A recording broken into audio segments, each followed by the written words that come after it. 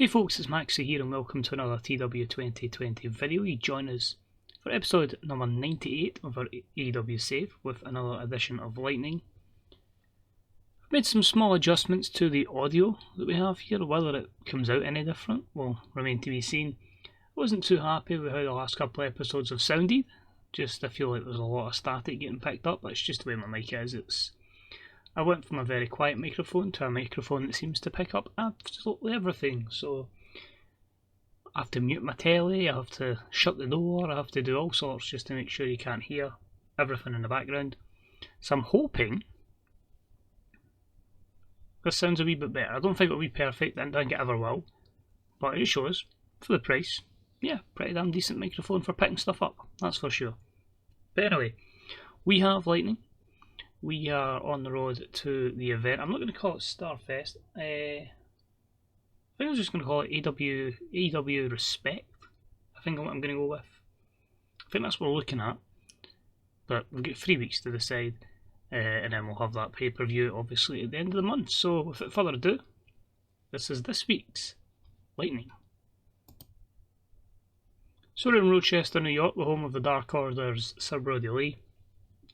And we've got our usual pre-show matches. Killer Kross defeats Michael Nakazawa with a cross jacket at 64. Both guys having great chemistry together. Of course, Killer Kross still working through that injury, but gaining momentum regardless.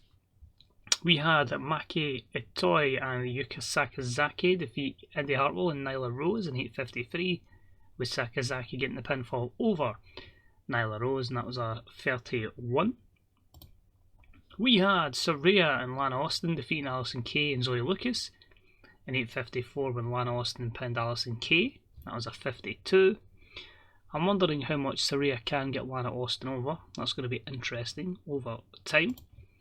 We had some more tag team action, and that is not what you want to see: an injury to Pentagon, a swollen calf muscle. But we had the Lucha Brothers defeat the Motor City Machine Guns, a match that clearly should be on television, and a 78 rated match up here is the outcome. You're obviously going to get 2 100s there. That injury is going to hamper Pentagon a little bit, and that match probably dropped from an 82 considering his injury, so disappointing. That was just a regular match, so top stuff there from the Guns and the Lucha Bros, apart from Penta's injury. And even more matches that shouldn't be on the pre-show, with the Young Bucks in action as they defeated David Finlay Jr. and Eli Dragunov when Matt Jackson pinned David Finlay Jr. A 76 here, and the Young Bucks just look like $1 million on the pre-show. On the main show itself, and that's a disappointing first angle of the night, an 84, way down in what we usually get. And that is with Kenny Omega and Cody Rhodes trading words towards their AEW World Championship match at AEW Respect. Yeah, I'm a bit flabbergasted by that. I was hoping that Cody and Kenny would be able to get 100, but maybe Kenny doesn't quite have the entertainment skill, or possibly because I've been usually putting in 2 or 3 people in these angles, and here only 2. It's just basically him talking about the matchup that's going to take place at the end of the month, and Cody saying he's going to make his life a living hell because he can get a lot of say in matches that happen. He says good luck to him tonight. Cody will be watching as a guest commentator, as we're going to see Kenny Omega team up with Orange Cassidy in the main event to take on the Inner Circle's Sammy Guevara and Jake Hager. So that was an 84. Opening contest for the night was didn't have much heat and terrible wrestling, as Chad Betts defeated Matt Hardy in 8:33 with a grand amplitude. A 61 here, just continuing to get some momentum on the side of Chad Betts and hopefully get him a little bit over.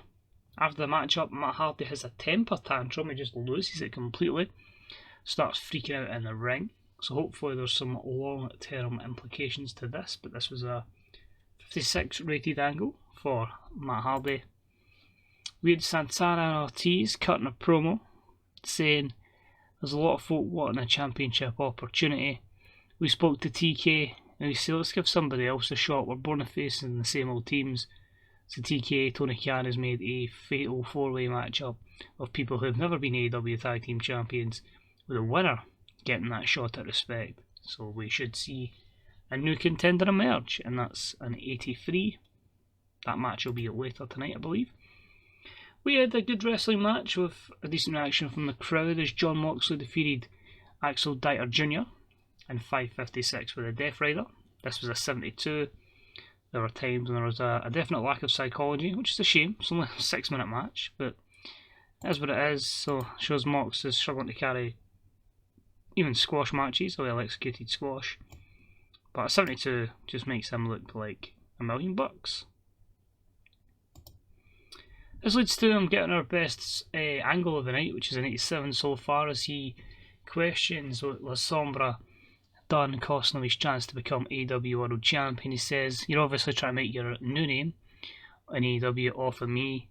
I hear you're going to be around later tonight, so don't you worry. I'll get my hands on you at one point, you son of a bitch." So an 87 promo from Moxley. We then had that fatal 4-way tag team match, so we gave an opportunity to the Prophecy, to the Undisputed Honor, to the Acclaimed, and the Hybrid 2. It was a terrible matchup that saw Undisputed Honor, so Roderick Strong and Kyle O'Reilly, defeat the Prophecy, the Acclaimed, and the Hybrid 2 in 13:44 when O'Reilly submitted Angelico with the ankle lock. So a 63, not too bad obviously. Performances are going to be everywhere. Pillman and Fatu is obviously, I don't want them to get to the main event like straight away. I need them where they are just now, so they'll be in that role for a while. Obviously want to get O'Reilly and Strong a wee bit more over. The Acclaimed will take a while, but we're just giving them as much a spotlight, losing in big pressure situations, because they've already gained their 35 and 38, so they're getting over. And Angelico and Evans, 50-odd performances. The only problem with Angelico and Evans is their age, basically. If it was like 5-6 years earlier in game, so 2016 where they're like mid-30s or low 30s, I'd give them more of a push, but I think they're like 38 and 40 in save, so it's a bit iffy on pushing them, but still, good match up there. Undisputed Honor versus Santana and Ortiz at one point, should be a good one. Then have La Sombra Almas come out and say he done what he done to make a name. That's blatantly obvious, just to remind people just who he is. It feels like it's been a while since people have realised how good he is. He's maybe been held back a little bit, and he wants to show the world he still is a world-class wrestler, one of the best in the world, and he's going to prove that here in All Elite Wrestling. So Jon Moxley was a statement. It was on a 76 there. He took on Griff Garrison in his debut, winning in 5 minutes with a split-legged corkscrew senton. Just a 58 here. La Sombra is getting better at his gimmick, and his performance stood out. It was just a regular match. I wasn't sure if I made that storytelling. I think that might be one of the women's matches later tonight. But after the match-up, Moxley tries to get the jump on La Sombra, but La Sombra manages to just distract him enough for the Lucha Brothers, Pentagon and Rey Fenix to get the jump down, and we have a 3-on-1 assault on Jon Moxley. So numbers game against Mox here in this 81 rated segment. Big pressure on the main event. We don't seem to be drawing that 100 segment. We had Riho in action as she defeated Deonna Purrazzo in 10:29 with the Northern Lights suplex. This was a 50. I just felt like these two maybe worked well together, and I don't know what it is in any save. I just do not seem to be able to get Deonna over. But Riho is in the mid-50s now, and a good victory there. Hell, even let them try and steal the show in their matchup.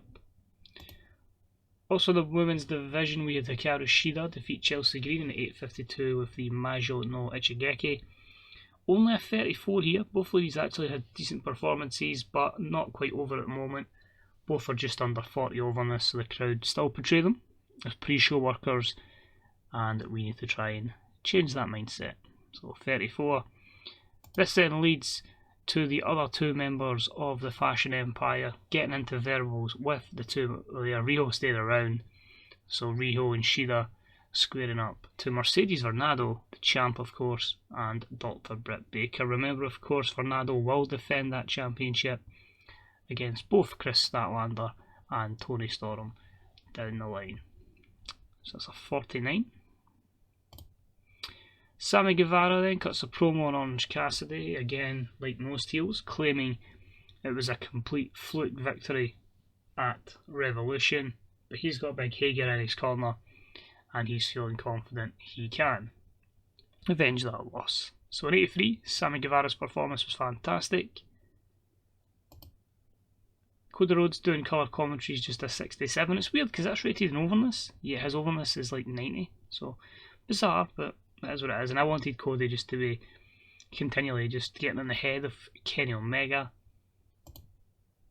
And the matchup maybe saves a rating and is quite encouraging to see as well the fact we had likes of Orange Cassidy make a main event appearance for the first time in a while, and Jake Hager as well. So, and about they had superb wrestling and great heat. Cassidy and Omega defeat Guevara and Hager in 2052 when Kenny Omega pins Sammy Guevara with a one-winged angel. So 97 here shows a few things, that you just need one person with psychology to be in the main event, you'll get a good rating. Kenny Omega. You need the match to go over 20 minutes in their product, sorted. But I'm hoping these kind of matches can at least get a bit more overness to Orange Cassidy. Might even propel Hager as well, but a great main event, happy with that. And Cody Rhodes' mind games at the moment just not quite working on Kenny Omega. Still announcing qualities, get low experience, that's fair enough, that'll take time with Callis, Punk and Morrow. We finished the show in 85, which increases our pop in 36 regions, so I imagine that'll be everywhere bar the US and Canada. But still delighted with that, as I say. It's going to be very difficult at times to continually get high ratings, so we obviously need to build people at the main event, so the main events don't just keep being the same old shtick. And you know me, I love either a 6-man or a tag team main event. And no matter what show, if it's a television show or if it's pay-per-view, I'm aiming for that 100 match every time if I can. So a few notes here. Pentagon will not miss any dates. He's looking at a month to fully heal. So he will be... he'll have an injury to hinder him at Respect. But he should be fine for the Super Show and then again the Tag Team Spectacular next month, so that's good. We have a lot of notes to get through here.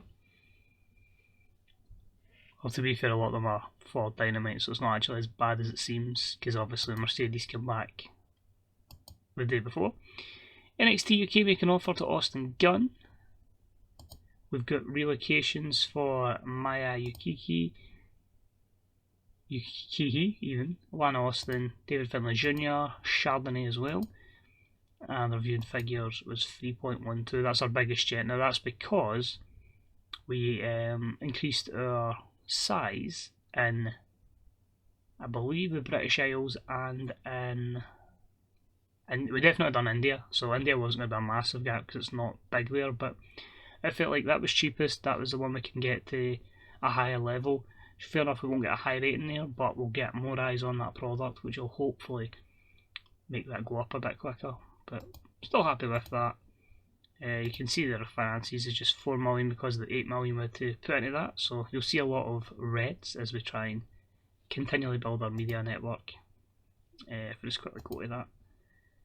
A lot of people are unhappy, which is quite worrying. We need to throw out some money. But investments, there we go. So you can see they are very big and British Isles. So that's the two that have gained, India and the British Isles. I just felt like it was the cheapest place to go. You're probably going to see me increase one per month now just because of the costs. US might be next if I can get like over 9 million profit next month, just because I think that'll give us the biggest jump in TV audience. Because obviously more people watch, more people go to shows, etc. etc. So it does say Starfest there, I'm not going to change that. And yeah, apart from that, only thing I'll really talk about is a few injuries will be done. We'll have Kenta back within a week. Killer Cross will be fully fit within a week. Not going to lie, at the moment I do not know what I'm doing with Kenta. Not a clue. Because obviously he was around for a little bit and then got that suspension. So hopefully the audio's held up alright. I won't find out until after the recording. and fingers crossed we are all good going forward. So thank you for watching, it's been very much appreciated. Enjoy the rest of your day. Check out the Fantasy Bookers subreddit and the Grey Dog Software forums and TEW2020.com, all the best places for resources you need for this game. Until next time, good day, good night, ta-ta, bye-bye, see you soon.